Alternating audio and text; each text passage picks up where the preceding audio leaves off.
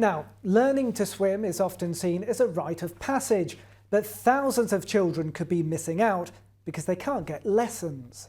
It's down to a national shortage of swimming teachers combined with pool closures, with some closing permanently and others in hotels and schools yet to reopen their doors after lockdown. It's led to unprecedented demand, as Lauren Hall explains. These children couldn't wait to dive straight back into their swimming lessons. Ever since lockdown was lifted and pools reopened, they've been making up for lost time. Well, as you can see, this lot are doing really well, and some of them have just learned to swim a length by themselves. But there are many more children who are missing out on all of this because they can't get swimming lessons.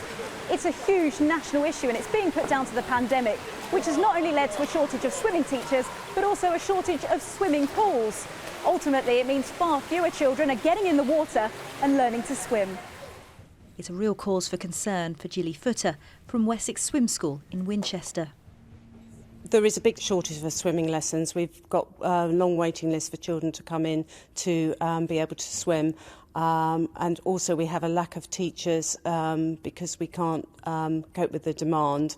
We're putting on loads of courses to train teachers to become swim teachers. But the thing is we need more pool time, more pools to be able to take on more children. During the pandemic, more than 2 million children haven't gone swimming at all. It means nearly 250,000 more are unable to swim a length. And it could be harder for them to catch up because of the shortage of teachers and the fact some pools haven't reopened. Well over 500,000 children could still be missing out on swimming lessons. It's no wonder swimming teachers like Samantha Peel have been inundated with inquiries. The demand is absolutely huge and the waiting list is so full. There's no availability to even be put on a waiting list at the moment, and the concerns are for the future that we're going to have children that are not competent swimmers. They're not going to know the life-saving skills that they need to be able to use throughout their lifetime. Children are supposed to have some swimming lessons through school, but many aren't learning to swim, and ability levels are expected to plunge even further. Pre-COVID, over 250,000 children were not achieving the curriculum standards for when they leave school of how well they can swim. Add to that the COVID shortages, that number is probably just going to increase over the next year or two, and that isn't helpful at all.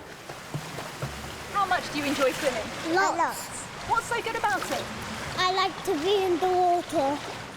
You have to learn how to swim, and then you can get really good at it.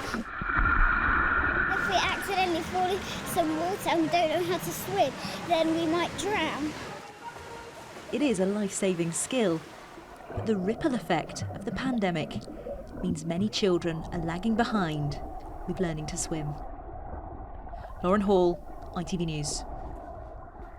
And plenty of your views on this on our Facebook page. Let's start with Rebecca Barnes. Rebecca says, it doesn't seem as though learning to swim is as much of a priority as it used to be. I think it is a valuable life skill. Schools don't have it as a lesson like they used to.